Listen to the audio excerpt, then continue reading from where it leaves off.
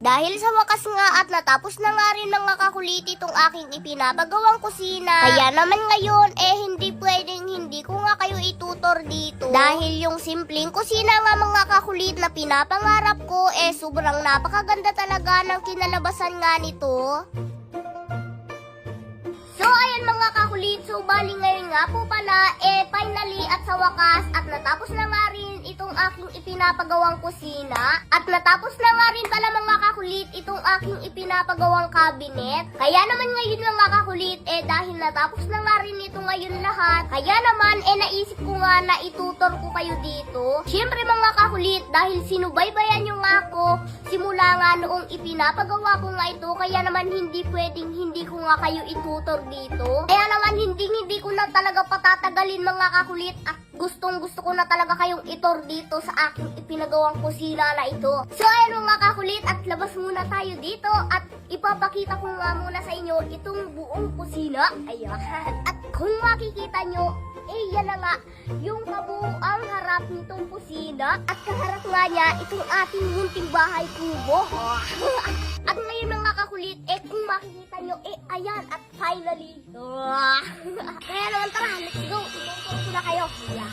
So ito na nga pala mga kakulit yung aking ipinalagay na ilaw at ito na nga rin pala yung kulay na aking ipinalagay dito sa kesame. Tapos ito naman mga kakulit yung kulay ng tiles, so diba? At ito na nga mga kakulit yung kabuuan ng aking ipinagawang kusina, diba? At ito nga mga kakulit yung huling pinagawa ko, itong hanging cabinet at saka itong cabinet sa ilalim ng lababo. At ngayon mga kakulit, isa-isa ko nga muna itong bubuksan. Ayan, habang ipinapakita ko sa inyo. Diba? Napakarami ng nailalim dito. Wow!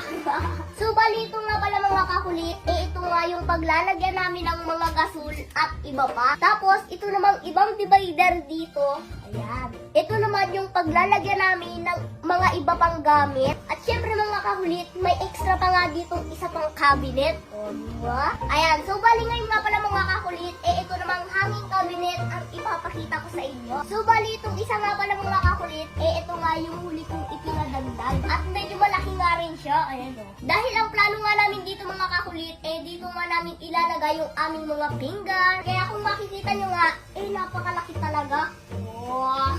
Tapos, dito naman tayo mga kakulit. Itong isa nga na ito mga kakulit, medyo maliit. Kasi paglalagyan nga namin ito ng mga rekado. Kasi dito nga namin ilalagay mga kakulit yung aming lutuan. Para naman kapag nagluluto, katapat nga niya yung mga rekado. Tapos dito mga kakulit, syempre, malay mo magkaroon tayo ng mga delata or iba pa. Dito naman namin siya ilalagay. Tapos, ito namang isa mga kakulit. Yan. Ito mga kakulit, extra cabinet naman to. Halimbawa, lagay ng heater, di ba? Lagay ng thermos. So, ito mga kakulit, wag nyo nang pansinin kasi hindi pa nga ako nakakahugas ng pinggan. So, ayun mga kakulit, so bali ito na nga lahat. Ayan, naipakita ko na nga sa inyo. Di ba? Wow! Grabe, gandang-ganda talaga ako dito sa ilaw.